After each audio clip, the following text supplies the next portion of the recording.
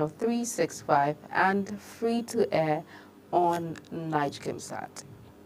You can also download the Global TV Nigeria mobile app for Android and iOS devices to keep track of our broadcast. President Bola Tinubu says all stakeholders in the Rivers State polity should adhere to the rule of law to ensure lasting peace and prosperity. He made this appeal to political leaders from the South during a meeting with representatives and leaders of the Niger Delta under the Pan-Niger Delta Forum at the Aso Rock Presidential Villa, Abuja. The president advised the leaders to be more broad-minded, selfless, and focused on the larger vision of salvaging the region politically and economically by insisting that the judiciary's interpretation of the Constitution be respected. Minister of Aviation and Aerospace Development Festus Keyamo says a committee will be set up to expedite the review of the existing bilateral air services agreement between Nigeria and Jamaica. Keyamo made this known at a meeting with the Jamaican Ambassador to Nigeria, Lincoln Donor, and his consular, Adre Hebert, in Abuja. The aviation minister, in his response, welcomed the ambassador's proposals and expressed his eagerness to take the next steps. He further committed to visiting Jamaica if necessary, stating that he would be willing to travel to Jamaica to finalize and sign the BASA agreement in person. A Saudi-designated Nigerian Hajj air carrier, Flynas, has signed a pilgrims airlift agreement with the Nigerian government for 2025 operations. This comes after Nigeria announces it will begin airlifting its pilgrims to Saudi Arabia on May 5th, 2025. The 2025 Hajj Pilgrims Airlift Agreement was signed by the Chief Commercial Officer of Flynas, Khalid Al-Hijani, and the Chairman and CEO of the National Hajj Commission of Nigeria, NACON, Professor Abdullahi Saleh Usman, at the Commission's headquarters in Abuja. Borno State Governor Babagana Zulum has approved 1 billion naira in grants for 9,403 micro, small and medium enterprises (MSMEs) in Biu and Hawul local government areas as part of the state government economic empowerment initiatives. The initiatives aim to boost local businesses, reduce poverty, and create employment opportunities in the region. Speaking at the inauguration of the disbursement exercise in Biu, Governor Zulum reaffirmed his administration's commitment to empowering small businesses and youth entrepreneurship as a strategic approach to fostering economic growth. The Supreme Court affirms Lucky Ayedatiwa of the All Progressives Congress as the governor of Ondo State.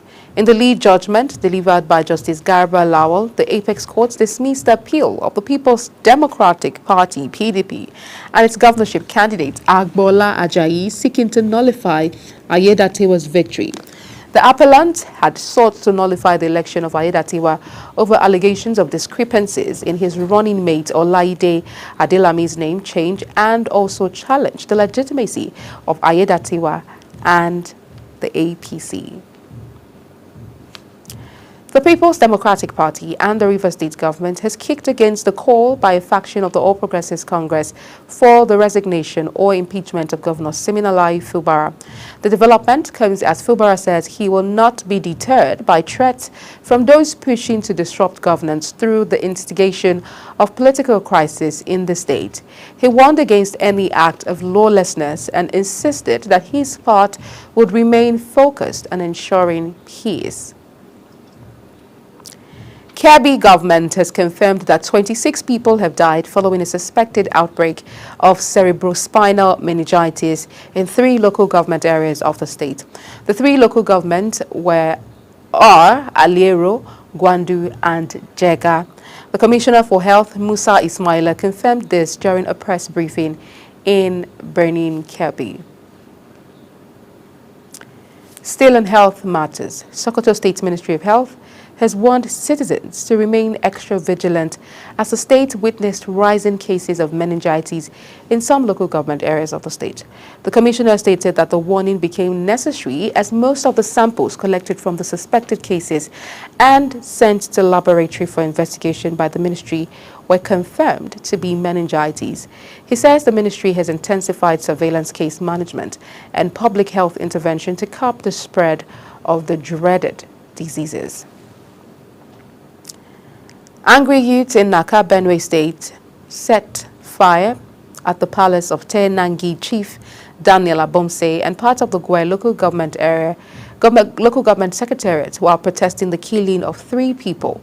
The violence erupted after suspected armed headers reportedly killed 3 operatives of the Benue Civil Protection Guards at Garua community in the local government.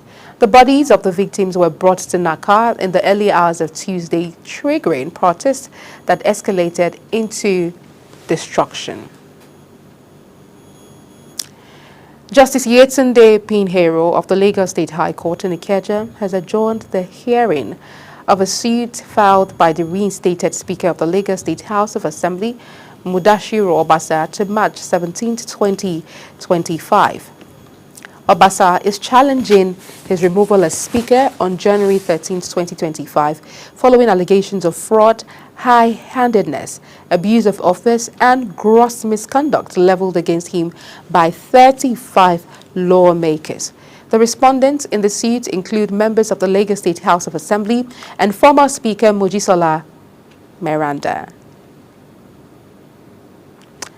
The Independent Corrupt Practices and Other Related Offences Commission is set to probe the Osun State Government ex-commissioner for local government and chieftaincy matters, Adebayo Adeleke, as the agency invited him for questioning. Media aide to Adeleke, Kazim Mohammed, who confirmed the receipt of the letter by his principal, says he will honor the invitation soon.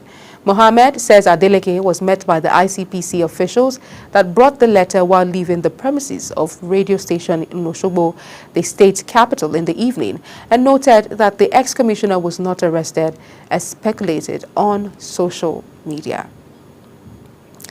The police command in Lagos State has detained 2 Pakistani nationals, among other criminal suspects, for various offences committed to February 27 to date.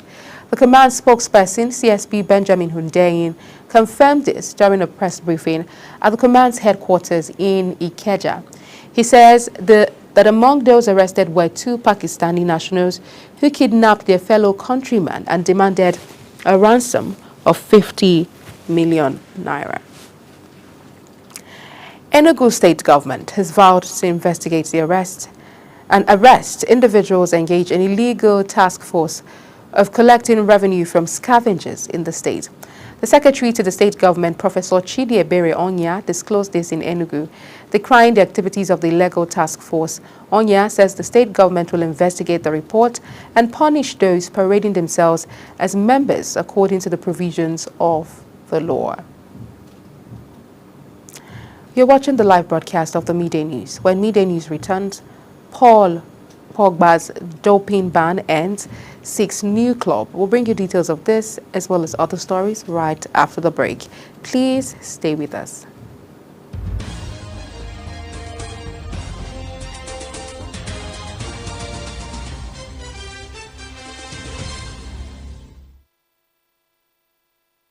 Do you know that global television can be watched in Nigeria and all over the world? Download the Global TV Nigerian mobile app for Android and iOS devices to watch global television real-time from around the world. What are you waiting for? Start downloading and stay connected to global television.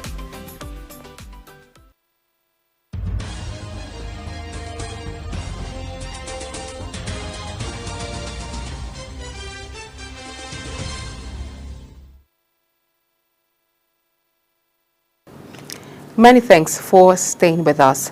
In business, the Minister of Budget and Economic Planning, Atiku Bagudu, has revealed that the federal government is liaising with other countries to provide remote work opportunities for Nigerian youth. Speaking at the KPMG Budget 2025 Day, Bagudu stated that Nigeria is one of Africa's largest youth populations. He says the National Bureau of Statistics had revealed that the country's unemployment rate dropped to 4.3% in the second quarter of 2024 from 5.3% in Q1. The National Bureau of Statistics says trading partnerships for 2024 indicate that China and India have emerged as Nigeria's largest sources of imports, accounting for a combined 20.31 trillion naira in total imports. The report says China accounts for 14.14 trillion naira of Nigeria's imports in 2024, while India accounts for 6.17 trillion naira. Compressed natural gas users in Abuja have called on the Nigerian National Petroleum Company Limited, NNPC, and the federal government to improve on the commodities availability across the country. Samuel Odi completes the story.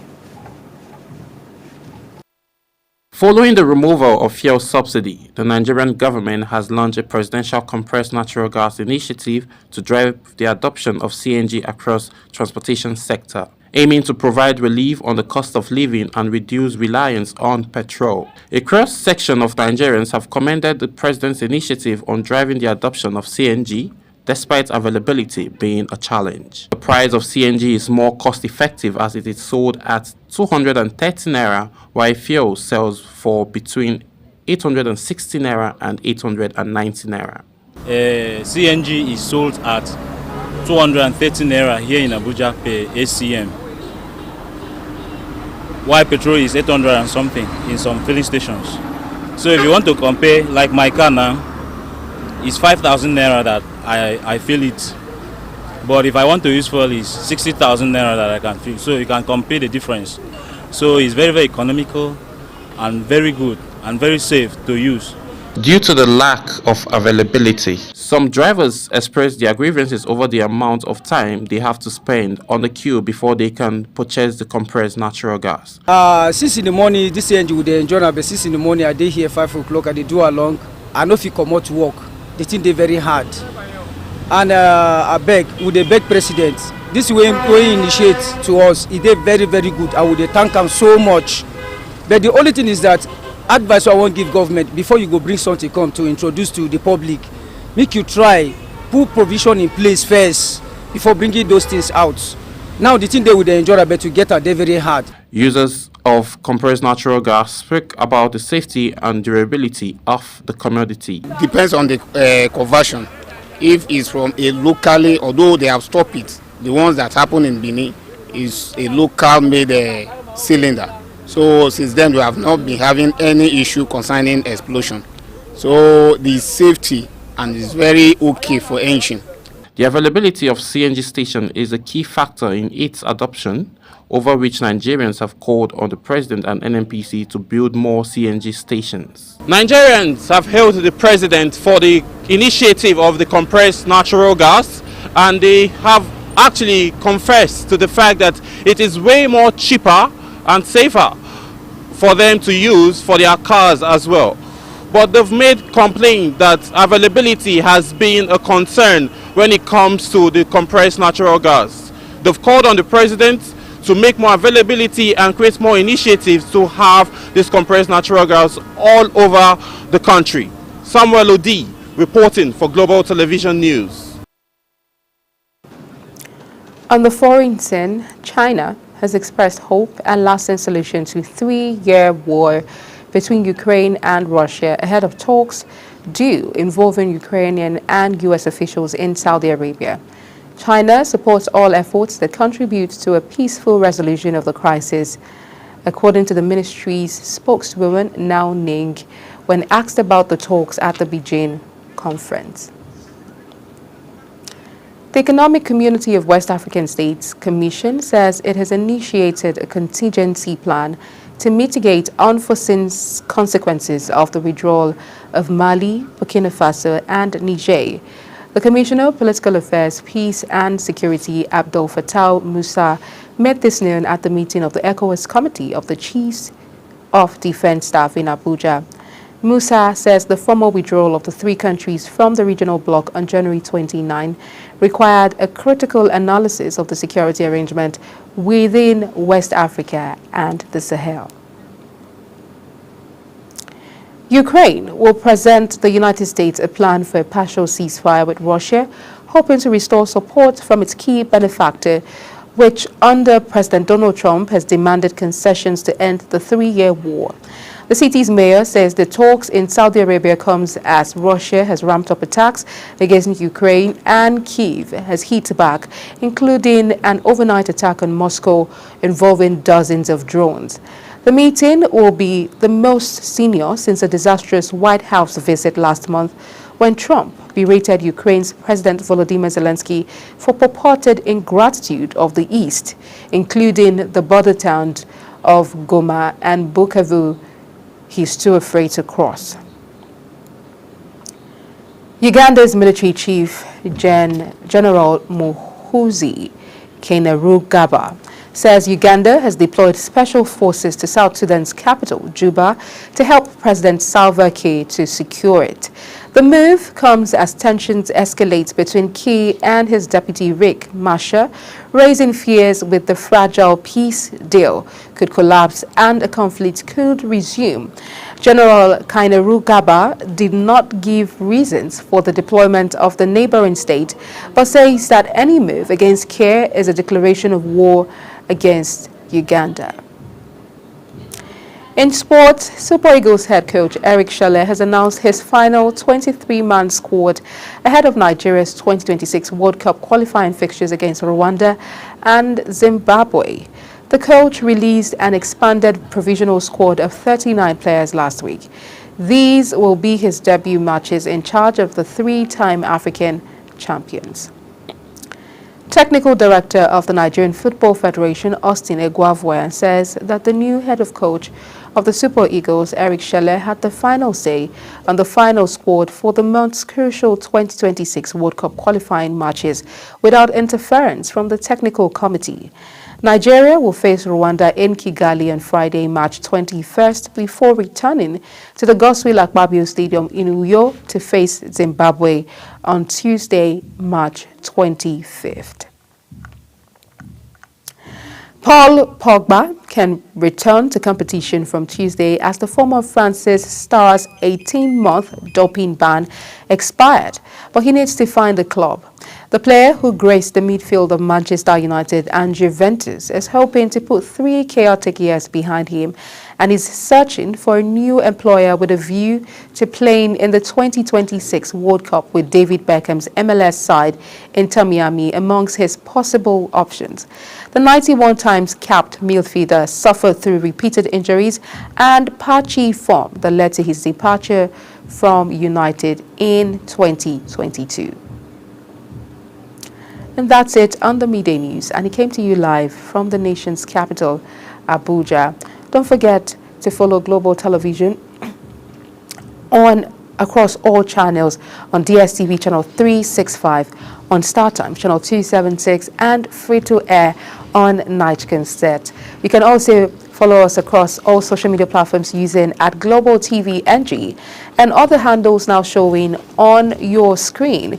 You can also download the Global TV Nigeria mobile app for Android and iOS devices to keep track of our broadcast. I am Queen Agaba. Thank you for watching and see you again.